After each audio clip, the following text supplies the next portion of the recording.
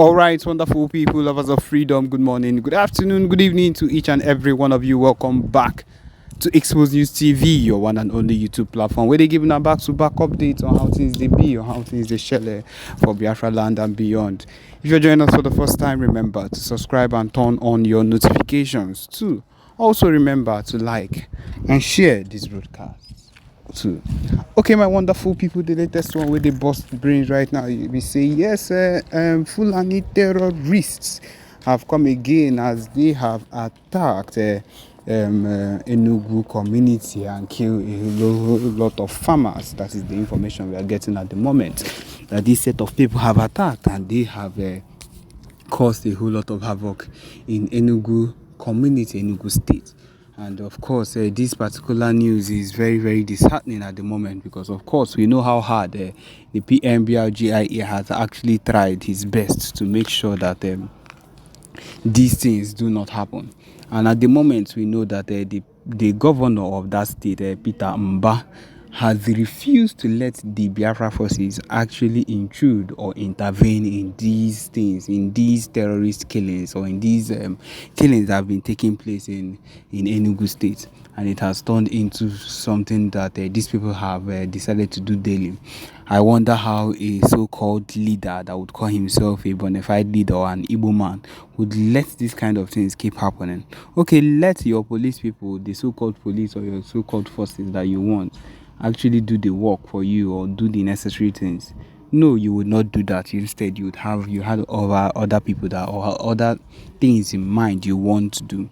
That is not even actually the right thing that is supposed to be done at the moment, which is actually one of the wrongest things one could actually think of at the moment. The fact that these people keep going through these things, they keep going through the situation of things that is putting them these things, and their so-called leader cannot show them, give a direct solution to what they are facing at the moment. Is very heartbreaking and disheartening at the same time. And that is why, if we think about the whole everything that is happening at the moment, or everything that is happening right now, you would see that one of the reasons why the Biafra movement has not gotten to the extent it's supposed to be at the moment is that some of the so-called leaders have decided, or they were not supportive to the cause. And if we are being very sincere and truthful to ourselves, we would agree that that is the point.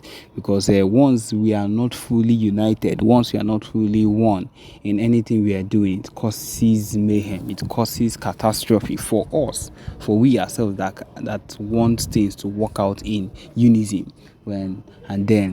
When things do not actually work out, when things break out in the way it's not supposed to, then it looks and it starts looking like we are the bad people, or we are the evil people for making things, for allowing things to run the way they did. And that is one thing when we think about it actually hurts our feelings, or hurts every single thing that happens. That is why during the time when the B.I.A Simon Eber came out and said, he asked them, what is the reason that are they now ready? Rather, he asked them, is the former Enugu state ready to actually accept the Biafra Liberation Army? Yes, he did ask this thing recently. Are they ready to accept them so that they can actually help in the terrorist attacks that they are facing at the moment? But then it happens that this particular man is not ready to do anything. What they have been doing is if the Biafra Liberation Army or the Biafra forces try to intrude, they would ambush them and attack them, or find a way to like move them away or chase them away from actually doing anything or performing at all. And that is one very heartbreaking thing that keeps happening each time and every time they try to want to help with the matters. And if these things keep happening, my people, we should be sure of the fact that these terrorists would keep attacking. And then I want to talk about how the governor is benefiting from all this. What do you benefit? It just shows that at some point this man is benefiting from allowing these people to terrorize Enugu State. Because I do not understand how you would let your people suffer in that way, to the extent that lives are even lost in the process of every single thing that is going on. What do you expect people to do? What do you expect people to actually think at the moment? It is one of the most heartbreaking things that can actually happen. But then you'd let it happen because, of course, that is what That is where your money, or that is where your full-time gain is coming from. And if you think about it, you'll be like, okay, since this is what this man has decided to do, then no problem. But then it is very, very wrong on all sides, that they can use to blackmail them. They have used these people to turn us upside down, and that is why we can't even have peace. We can't even get what we want at the appropriate time.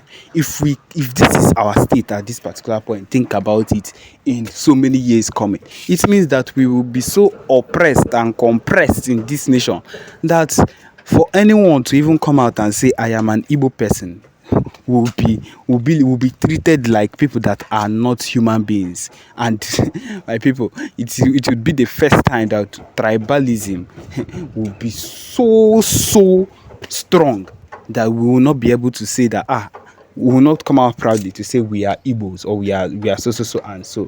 My people, it is getting to that time. If you think it is not getting to that time, look at the place where we are now, right now.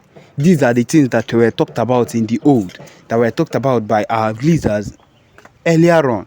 Ndi Igbo anyị, that were leaders, our Igbo leaders earlier on, that these are the things that will be happening. But of course, most times we did not believe, or people back then did not believe it. But look at it now, we have found ourselves in that same situation. And now we are lamenting, we are crying. But no, we are not going to stop. My people, I feel like this should just be an eye-opener to people to understand that we cannot survive under, we cannot dwell under the same people. We cannot dwell under their roof. Their roof is not a roof. Their roof, higa. We will surely, the sun will surely strike us if we say we are going to hide under them, because they are not interested in anything that concerns our business. They are only interested in anything that will benefit them, and they can use our resources. Ndibo, and they are interested in our resources, what we are able to do, how hard we are able to work to keep the country going, because they are all lazy people. Every single one of them very lazy. To see someone that is hardworking, or that would want to put in extra work as an Igbo person, as an Hausa person, or as a Fulani person, is very hard. And that is the truth of the matter. Which is why if you come to the JAMB lessons, or when you come to take JAMB and everything, if you come to Igbo people, they will carry their exam scores and exam cutoff mark and put it in 300, 350. 320, but then their own, if they manage to even get 90, they will pass them. Manage to get 100, that person might. That is what it is. This is clearly not fair.